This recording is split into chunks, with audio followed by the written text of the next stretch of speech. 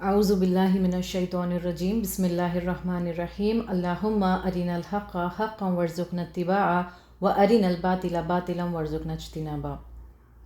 السلام علیکم ورحمۃ اللہ وبرکاتہ۔ آج ہم قابل کی سٹوری دیکھیں گے۔ آدم علیہ السلام کے دو بیٹوں حابل اور قابل کے واقعے کا ذکر قرآن میں کیا گیا ہے۔ مجھے ہمیشہ کنفیوز ہوتا تھا کہ حابل نے قتل کیا تھا یا قابل نے۔ پھر مجھے اسے یاد رکھنے کا ایک آسان طریقہ یہ لگا کہ قابل قاتل ہے۔ حابل آدم علیہ السلام کا نیک اور فرمانبردار بیٹا تھا، پیشے سے چرواہا تھا۔ قابل عمر میں بڑا تھا اور مضبوط تھا۔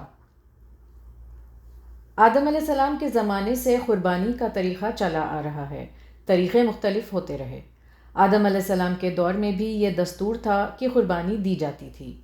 حابل نے تقوی سے قربانی کا اچھا سامان پیش کیا اور قابل نے انفیریئر کوالٹی کا سامان دیا۔ قربانی دینے کے بعد اس زمانے میں آگ آتی تھی اور قربانی کو ختم کر دیتی تھی۔ اس سے یہ انڈیکیٹ ہوتا تھا کہ قربانی قبول کی گئی۔ حابل کی قربانی قبول ہوئی اچھے اخلاص کی وجہ سے۔ قابل کی قربانی قابل قبول نہیں ہوئی۔ قربانی کیا تھی اور کیوں قبول نہیں ہوئی یہ قرآن اور سنت میں مینشنڈ نہیں ہے۔ کچھ روایتیں ہیں پر اسرائیلات سے، جن پر بلیو نہیں کر سکتے۔ اس سے قابل کے دل میں حسد آ گئی۔ قابل نے کہا میں تجھے مار ڈالوں گا۔ حابل نے کہا اللہ متقیوں کی نظر قبول کرتا ہے، تم بھی اخلاص سے کرتے، اللہ نیت جانتا ہے۔ اس نے کہا میں ہاتھ نہیں اٹھاؤں گا، وہ اللہ کا خوف رکھتا تھا۔ حسد میں آ کر قابل نے حابل کا قتل کر دیا، دنیا کا سب سے پہلا مرڈر۔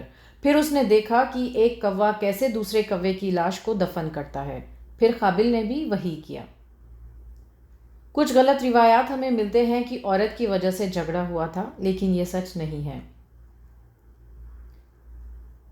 حسد انسان کی نیکیوں کو ختم کر دیتا ہے، یہ ہمیشہ تباہ کن ہی ہوتا ہے۔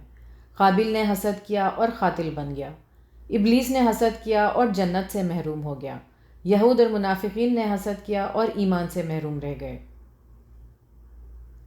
قیامت کے دن سب سے پہلے نماز اور قتل کا سوال ہوگا۔ ناحق قتل کرنے کی سزا جہنم ہے۔ دنیا کے ہر قتل کی سزا کا ایک حصہ قابل کو جاتا ہے۔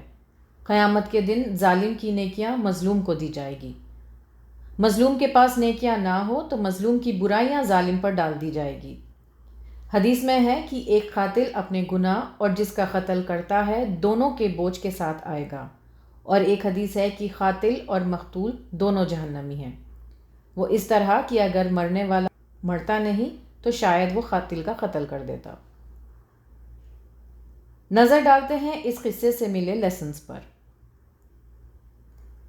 اللہ کے پاس ہمارے اعمال کی قبولیت میں اخلاص ہونا بہت ضروری ہے۔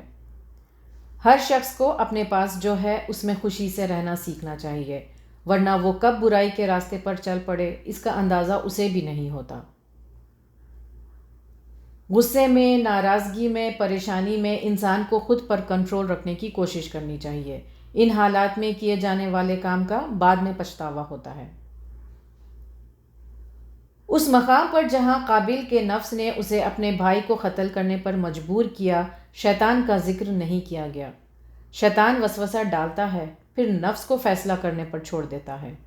نفس کو صحیح راہ پر لانا ضروری ہے تاکہ وہ شیطانی وسوسوں سے جیت سکے یا صحیح انتخاب کر سکے۔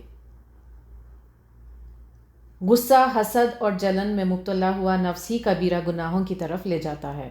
اس لیے وقتاً بوقتاً تزکیہ نفس یعنی نفس کو پاک کرنا ضروری ہے۔ گنہگار بننے سے اچھا ہے کہ انسان اپنے اندر کی شیطانی قوتوں سے لڑے۔ حابل خوبصورت تھا اور اس کی قربانی افضل سمجھی گئی۔ بجائے اس کے کہ قابل اپنے لیے یہ نعمتیں اللہ سے مانگتا، اس نے حابل کی نعمتوں کو ختم کرنا چاہا۔ حسد اور جلن بے شمار گناہوں کا دروازہ ہے۔ حسد انسان کو کبھی بھی مطمئن زندگی گزارنے نہیں دیتا۔ حسد سے بچنے کے لیے ہمیں کثرت سے سورہ فلق پڑھنے کو کہا گیا ہے۔ دعا کرنا چاہیے کہ ہم دوسروں کی حسد سے اور دوسروں سے حسد کرنے سے بچیں۔ حسد کا علاج بتایا گیا ہے کہ کسی شخص سے حسد ہو تو اس کی تعریف زیادہ کرنی چاہیے، خاص طور پر اس کی غیر موجودگی میں۔ اس سے برے احساسات ختم ہونے کے چانسز ہیں۔ دوسرا یہ کہ حسد میں مبتلا لوگوں کا انجام یاد کرنا چاہیے۔ دنیا کے ہر قتل کی سزا کا ایک حصہ قابل کو جاتا ہے، یعنی اس نے شروعات کی تھی۔ اسی طرح ہم سوچیں کہ ہم کہیں غلط ٹرینڈز شروع تو نہیں کر رہے جس سے ہم بھی دیگر لوگوں کے اس میں انوالومنٹ کی سزا بھگتیں۔ ہمارے لیے ابراہیم علیہ السلام کی یاد میں قربانی رکھی گئی۔ بقری عید کی قربانی چینج نہیں کر سکتے، یعنی قربانی کی جگہ صدقہ نہیں کر سکتے۔ جیسا بتایا گیا ویسا ہی کرنا چاہیے۔ ہمدردی سال بھر کر سکتے ہیں اپنی مرضی کے مطابق، لیکن جو قربانی کے طریقے بتائے گئے اسے ویسا ہی فالو کرنا چاہیے۔ قربانی چاہے تھوڑی ہی ہو پر اچھی ہو۔ قربانی میں اللہ کی راہ میں ایسی چیز دینا ہے جو ہمیں پسند ہو، اس سے اللہ کا قرب حاصل ہوتا ہے۔ اللہ ہم سب کو نیکی کے راستے پر قائم رکھے۔ وآخر دعوانا ان الحمد للہ رب العالمین۔ السلام علیکم ورحمۃ اللہ وبرکاتہ۔